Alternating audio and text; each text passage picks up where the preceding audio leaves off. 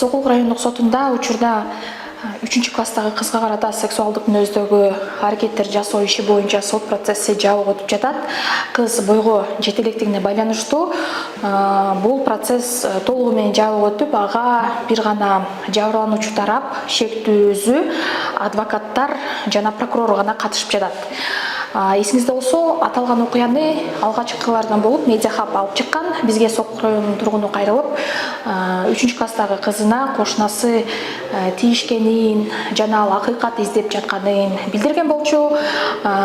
Бул окуя бизге чыккандан кийин кылмыш иши козголуп, андан соң соттук медициналык экспертиза дагы дайындалган.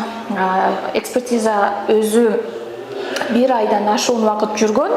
Андан соң шектүү кармалып, иш мына сотко өтүп жатат. Азыр сот процесси бүткөндөн кийин биз адвокаттардан, жабырлануучу тараптан, шектүүнүн өзүнөн дагы комментарий алганга аракет кылабыз. Биз менен калыңыз. Эметип көрүш керек да, соттун төрагасы действительно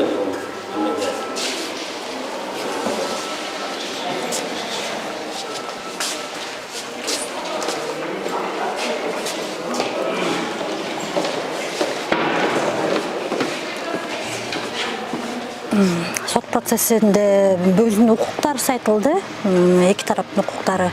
Андан кийин 30-на сот жылдырылды. Эмки сот кандай болот билбейм.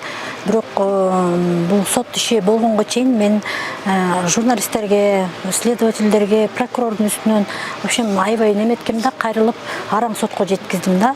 Анан бүгүнкү күндө сот жакшы карап чечим чыгарат деп ойлоп атам. Справедливый сот болсун деген оюм бар, потому что балдардын укугун энелер колдош керек.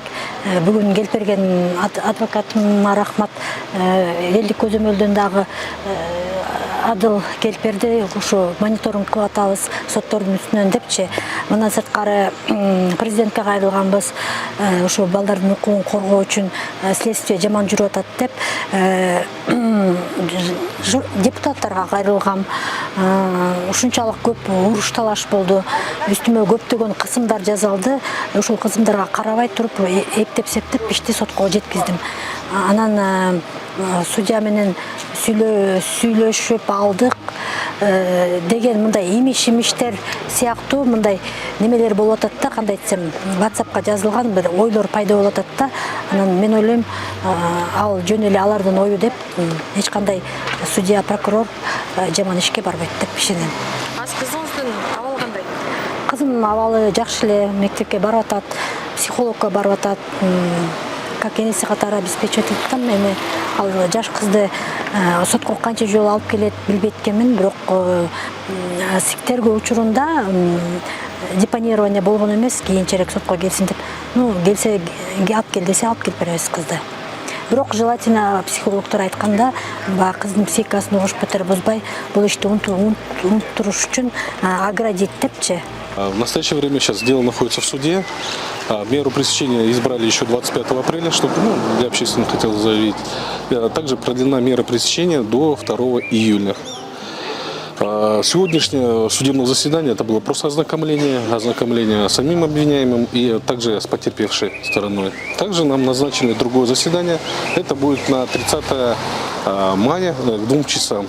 Сот процесси эмнеге жабык өттү? Ошондо түшүндүрүп кетсеңиз. Такая категория преступления проводится в закрытом режиме. Почему? Потому что это половая неприкосновенность и тем более участвует ребенок, что не травмировать лишний раз детскую психологию. Законом так предусмотрено. Бүгүнкү сот процессине элдик көзөмөл коомдук бирикмесинин мүчөсү Адылбек Жумашев дагы келип сот процессине мониторинг жасады. Сиздин оюңузча сот бүгүн кандай өттү? Жаш балдардын ушундай запкы жеп, тагдыры талкалангандыгы бул биздин коомдун, мамлекетибизге балта чапкандык болот да. Бул себеп дегенде бул келечек жаштардыкы да. Келечек жаштардыкы. Ошол жаштар биздин келечегибиз болгондуктан биз буларга мындай кам көрүп, мындай аяр мамиле кылышыбыз керек да. Бул жаштарга анан ушул жаштарга болгон, жаш балдарга болгон мындай зомбулук ушулар сөзсүз түрдө мындай бир жазасыз калбаш керек да.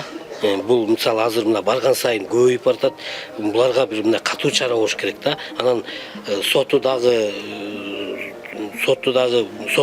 экен аял киши экен, эми аял киши дагы эне да анан үмүт кылабыз ушундай жаш балдарга запкы зомбулук көрсөткөндөр өз жазасын алыш керек.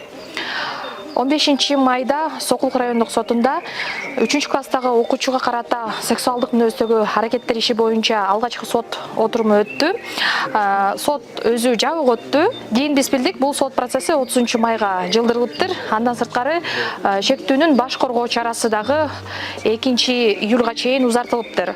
Медиа Хаб бул окуяны дагы да болсо көзөмөлгө алып сиздерге чагылдырып турат. Биз менен калыңыз.